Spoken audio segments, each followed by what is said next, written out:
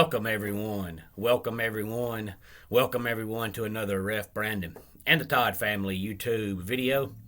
Wherever you are, whatever you may be doing, thank you so much for making Ref Brandon and the Todd family a part of your day. We always greatly appreciate it. Today we're going to be talking about the NFL playoffs from over the weekend. So if you have any thoughts on the playoffs, please feel free to let me know.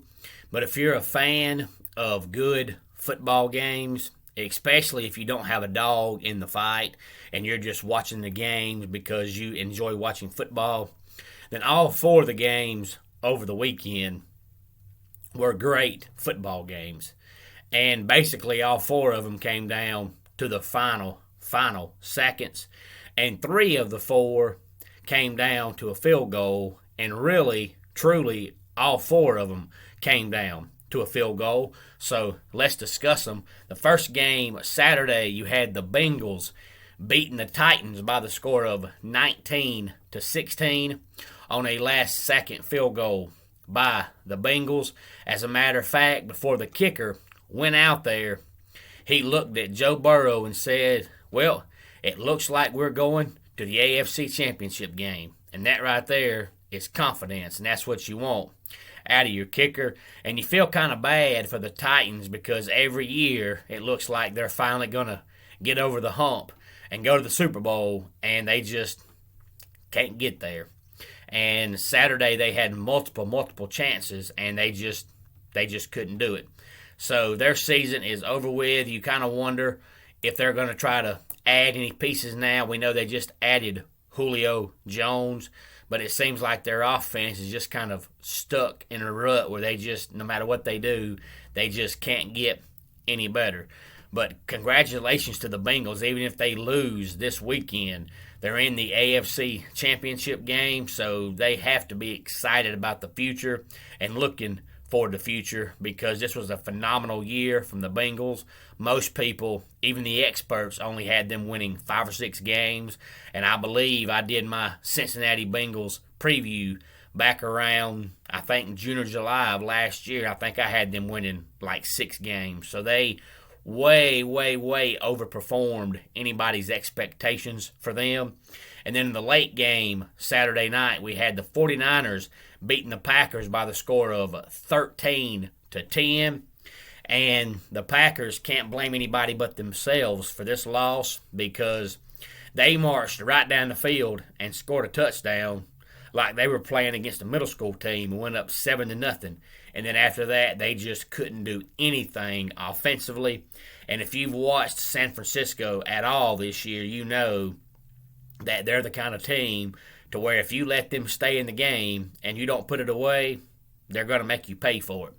And then it was 10-3 in the fourth quarter, and the Green Bay Packers, who have been hurt by special teams all year long, allowed a punt to get blocked, and San Francisco got a touchdown off of it and made it 10-10, and then they kicked the field goal there at the very end to go up 13-10. And just like I said in my video on Saturday, the Green Bay Packers always look so good in the regular season, but playoff time comes around, and for whatever reason, they just fall apart. And it's funny because everybody thought it was Mike McCarthy, so Green Bay fired him, and now they've brought in Matt LaFleur, and it's the same thing. And Aaron Rodgers does so good in the regular season, but get in the playoffs, and he just can't do it. And after the game, he was asked about returning because supposedly Green Bay is fixing to start a rebuild, and Aaron Rodgers said it's too late in his career to be on a team that's rebuilding. But the way I look at it is you might as well rebuild. You've had the best roster in football for 3 or 4 years, and you've done absolutely nothing with it. But Aaron Rodgers' playoff career record now is 11-10. But that's a little over 500, but nobody looks at it that way because if you recall, when he took over for Brett Favre, they won a Super Bowl within a couple of years, and it looked like he was primed for a great career. And ever since those first 2 or 3 years in the playoffs, if Green Bay makes it, they're always out by first round, second round. They do nothing. But just to put that record in a little perspective, though, Peyton Manning's career playoff record was 14-13. So Aaron Rodgers and Peyton Manning are both one game above 500 in the playoffs. And Aaron Rodgers, of course, has one ring, but Peyton Manning won two. But if you take out the 2 years that Peyton Manning won the Super Bowl, he was 7-13 in the playoffs. And everybody thinks Peyton Manning is one of the greatest quarterbacks of all time. And I'm only bringing that up because it's so hard to win in the playoffs. It reminds me of many, many, many years ago after Baltimore Ravens won the Super Bowl. The following year, it was, I guess, about June or July when they, started to full practice and contact drills and all that. And one of the media reporters there in Baltimore asked Brian Billick about trying to repeat and why was it so hard for teams to repeat. And Brian Billick said it's hard enough to win one game in the regular season, much less the playoffs, much less the Super Bowl. But because of Tom Brady's success, I think he's made it look so easy that everybody thinks it's so easy, and it's not. It's hard to win one game, let alone a championship. And that's why all season long, when I was talking about college football, I kept saying that it's hard to win a championship, and there's always certain teams or certain players that make it look easy. But it's not an easy thing to do. You've got to have luck on your side, talent on your side, the football gods on your side. It's just not easy. But Tom Brady's career playoff record is like 35-11 or 35-12, something like that. So everybody looks at it and says, well, if he can do it, everybody can do it. But that's not so. But on to yesterday's games. Yesterday in the early game, we had the Rams beating the Bucks by the score of 30-27. And it's funny because the Rams were up 27-3, and the Bucks started their comeback, and I thought, oh no, here we go. This is just like the Super Bowl, except for the Super Bowl was 28-3, and this game is 27-3. And the Rams let the Bucks get back into it and nearly just about come back and beat them. And then the Rams kicked a field goal there late in the game to win it 30-27. Now, a lot of people are saying that was Tom Brady's last game. It's not official yet. He hasn't announced that he's retiring, but he also hasn't announced he's coming back. He may think about it for a while. But you also have the other side of the coin, and people say, well, he doesn't want to leave and retire after his team got beat. He wants to retire on top, and I'm sure everybody does. But at the same time, you can't win it every year. What if you come back next year and don't win it? You're going to come back again so you can win it, and the next year come back so you can win it. And next thing you know, you're 60 years old and you're still waiting to win one. I mean, you've got to retire sooner or later. But there has not been any word on whether or not that was Tom Brady's last game. And then in the late game last night, we had by far the game of the weekend, the game of the playoffs so far, and it's going to be hard to beat this game. The Chiefs beat the Bills by the score of 42-36.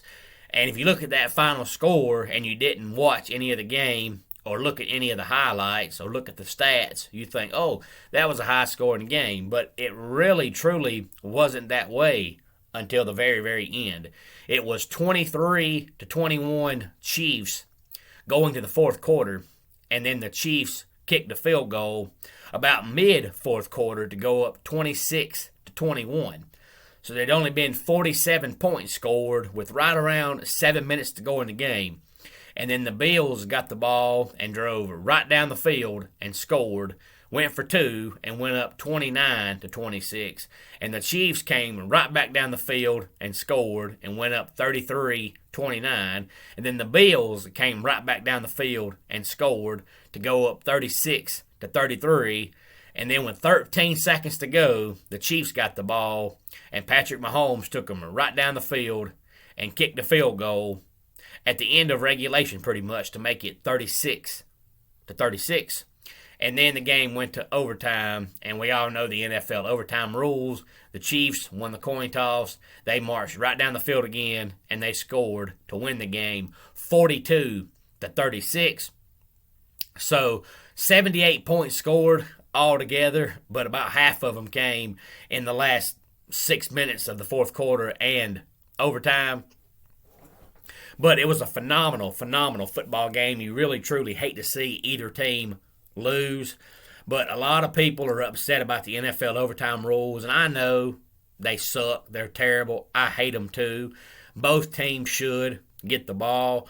But at the same time, if you're the Bills, you give the Chiefs the ball and you're up 36-33 and you let Patrick Mahomes drive down the field in 13 seconds, you deserve to lose. I mean, that's pathetic, pathetic defense on the Bills' part. But Josh Allen had a great game. Patrick Mahomes had a great game. Patrick Mahomes looked, in my personal opinion, the best he's looked all year long, especially against that Bills defense, which is actually a really, really, really good NFL defense this day and time. So going to have a great AFC Championship game and a great NFC Championship game this upcoming weekend. We'll talk more about those later on in the week. Any thoughts on the games, please feel free to let me know. As of right now, if you ask me who I think is the best team after watching the game this weekend, I think it's the Chiefs. But that's just my personal opinion. The funny thing is, I've talked about it here before on the channel how unless you're a fan of a player, if it's a single person sport, or a fan of a team in an actual team sport, you get tired of people dominating. So it makes you grow to hate them because they're dominating. And I've even mentioned the Yankees before here on the channel, and Jimmy Johnson here on the channel, and Alabama here on the channel. Well, last night at work, one of the guys asked me who I wanted to win between the Bills and Chiefs, and I said, really, I really don't care. I enjoy watching the Chiefs play, but I would like to see the Bills make it because they haven't been any good in forever. And one of the other guys said, you know what? I want the Bills to win because I'm already tired of Patrick Mahomes. And I said, well, I'm glad y'all brought that up because I talk about that all the time. And Patrick Mahomes hasn't even been in the league that long, but he's already starting to dominate, so many people are already starting to hate him because of how good the Chiefs are. And I brought up to them the fact that when Tom Brady first came in the league, nobody hated Tom Brady. It was a feel-good story. He was a guy that was a decent college player, but nothing great. And Bill Belichick and the Patriots, took a chance on him. He wasn't a first-round draft pick. He wasn't a second-round draft pick. So it was a feel-good story. And when Tom Brady took over for Drew Bledsoe, everybody wanted to see him succeed and see what he could do. Well, then all of a sudden, when the Patriots won 3 of the next 5 Super Bowls, everybody hated Tom Brady. And that's just the way it is. And the guy at work that I was talking to was talking about him hating Alabama for that reason because they win so much. And I said, well, it's that way in any sport. Unless you're a fan of a team or a player, if anybody dominates any sport, it gets old. And it looks like the Chiefs are going to dominate right now in the NFL because of how young Patrick Mahomes is. Now, if the Chiefs could upgrade their defense at all, they would be unbeatable. But it doesn't matter how good your offense is. Your offense, they're going to have those weeks where they're going to underperform, whether it's, offensive linemen not blocking, getting injured, the quarterback missing throws, the receivers dropping passes. It happens. It's football. And when your offense has one of those games where they just underperform, you're going to lose because your defense can't stop anybody. So even though the game of football is all about offense this day and time, which is why the Chiefs are so good, because of how good their offense is, you still have to stop somebody every now and then. You've got to stop somebody on occasion. And if the Chiefs ever upgrade their defense, as young as their offense is and as good as their offense is, and as good of an offensive mind as Andy Reid is, they're going to be really, really tough to beat. Let's go ahead and get our dad joke of the day in here. Did you hear about the guy who was trying to find some Titanic souvenirs? He heard the souvenir shop had gone under. And that wraps it up for today's Ref Brandon and the Todd Family YouTube video. Until next time, it's Ref Brandon saying, just like in pro wrestling, life can be over by the count of 3.